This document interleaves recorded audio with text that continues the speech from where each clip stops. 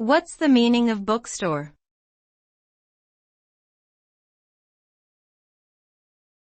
Bookstore.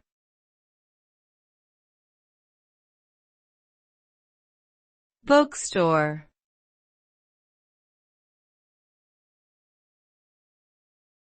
Bookstore.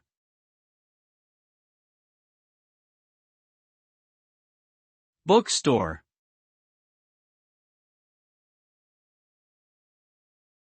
A bookstore is a retail store that primarily sells books.